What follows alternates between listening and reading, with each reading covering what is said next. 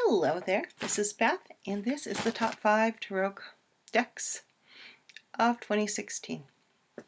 And these aren't in any particular order.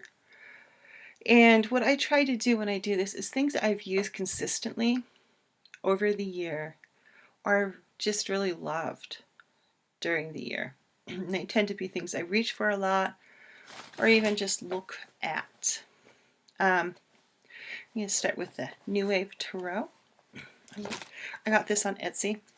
It's got the classic 80s kind of black lace stuff on the back of Grace Jones Strength.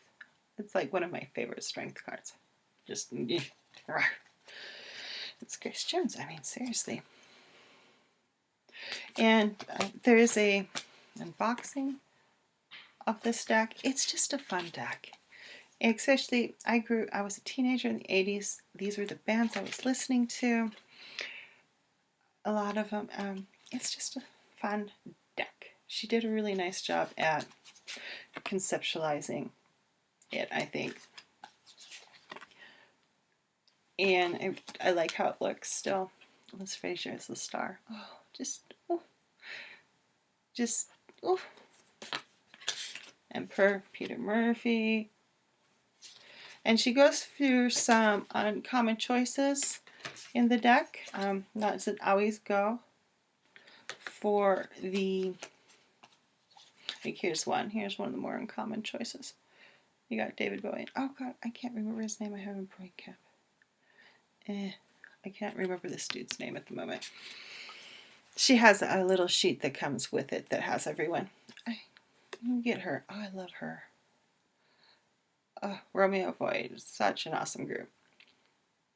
Girl in Trouble is a temporary thing. Might like you better if you slept together. There was someone in high school. There was this one guy, and he's kind of cute, and people tended to crush on him. And someone wrote on his locker the line, "I might like you better if we slept together," from Romeo Void's song, which is the lead singer there.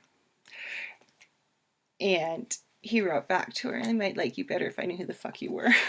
It was hilarious. I love her. Fun deck. Fun deck. And I really like this a lot for social media, things like that, just because it has such great graphics that show up. It's like eyeliner for wands. It's just too cute. There's the 2 wands. Microphones are aces. Teacups are cups. Discs are records. Here's Tears for Fears. It's just a fun little pop culture thing, and I am a creature of pop culture. Okay. New Wave. Let's go. We're just going to go bottom up, I guess. Cosmic Tarot. This is an older deck. Here's the back. Older deck, but newer for me. I think I got this last year. This year? I don't know. I think it was last year. I don't remember. I love this deck. I reach for this a lot when I'm doing card pulls in groups. I enjoy this deck. And the swords are just like some of the most intense swords out there. I really do. 9 of Swords. Kind of has this weird ray eye thing that I just simply adore. Enjoyable deck to use. It's very 80s in its nature. But one of the primary at times, yeah, it's kind of, you get like this, and then you get like a juxtaposition of like, do not set things on trackpad. I once sent a bunch of cards as I was doing a review on a trackpad, and it turned off the video recording. Okay, so like you look at that, see, you have this kind of weird dichotomy at times too. If like you get this like really super corporate versus not really super corporate. I like the colors. The suites tend to be fairly color coded a little bit. So there's a cups. Here's another cups. Not a ton, but enough that you can kind of get a good idea. What else? It's a pretty, there's a dance element also that goes to it. Fun deck. Easy to read, easy to use. Reach for it all the time, especially working with card pulls and things like that for other people that are very rapid fire. I find not all decks enjoy that. Like the next one asks never again to be used in rapid fire card pulls, and that's the Animalis Os Fortuna. I am still grooving on this one. It still remains one of my favorite decks to do money readings with. I love the black and white. I love the animal motifs. I love how you get the bones in there. Still just grooving on this. So happy I bought this deck because I was on Etsy to buy the Wild Unknown and I came across this one, and I've never gotten around to buying the Wild Unknown after this one. It kind of filled that spot. And Sun is one of my favorites. Moon. But great deck. I love this deck. Megan's on Etsy at Churro. I'll try to remember to link her again. There's an unboxing review of this where you can see more of it. So that is number 3. Number 3. Get in there. Okay. This is a Churro Marcelli. I cannot remember this dude's last name. I have 3 of his decks. It won't stick. His first name's Churro. This is the back. He does digital work. I like his sensibility. I reach for this one a lot. I like working with it. It's just one of those, it's a good basic deck. It's a good working deck. That's, yeah, if you're attracted to something like this as a beginner, it would translate well to working with the books on Tarot. It's fairly similar to the writer Wade Smith. He does have a version to the Hierophant, though. He refers to it as Faith. I like his color usage and how he just kind of creates his artwork. I want to get his Gilded Tarot eventually. I don't have that one. I've even been tempted to buy his Lermont, and I have one Lermont, and I took it out. I looked at it, and I think it's been sitting in the pile of Tarot stuffs ever since. I think this is a very pretty Nine of Swords. It's very serene.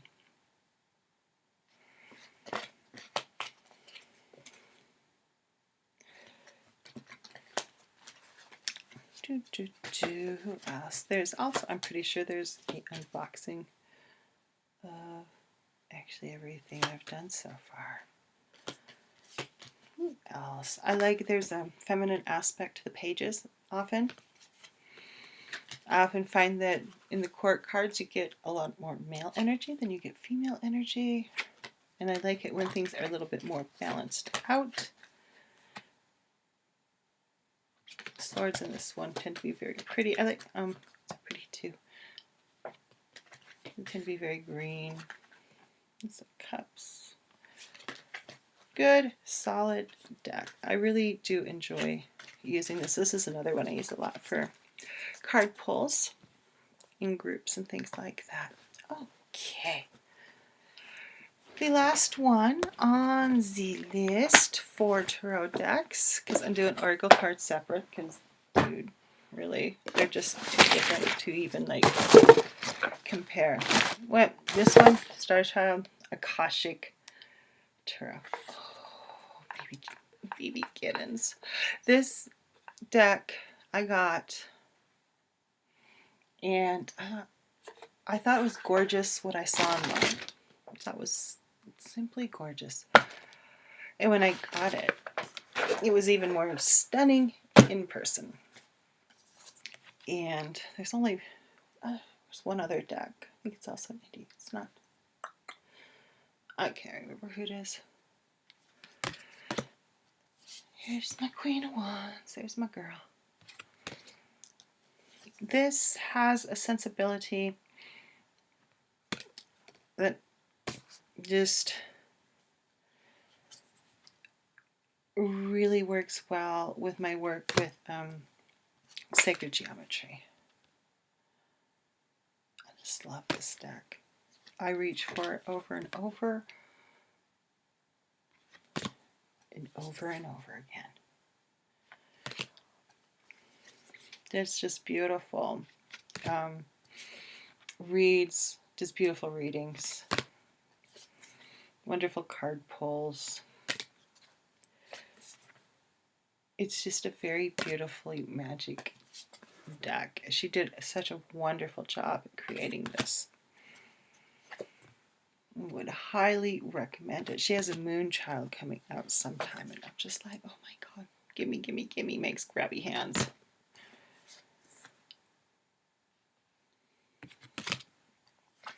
I've seen Almond has a comparison of the Akashic and her regular one, and I would buy the other one because they're different enough. Not my favorite lovers, gotta admit. This is probably the card I like the least out of this deck. It's okay. And really, when you start looking at it deeper past the two images, which tends to be the first thing you like see, but then you start looking behind them, and they've got the Vesica Piscis and stuff like that. And there's a lot more going on than there looks like. It's easy to get caught up in those two people from the front. But yeah, oh, gorgeous deck. Just, oh, it's just yummy. It's just a beautiful, beautiful, beautiful deck. The artwork is gorgeous. The packaging is gorgeous. There's a booklet that comes with it that is very well done. It does vary off the Rider-Waite Smith. The Akashic does have an extra card, the Akashic Records.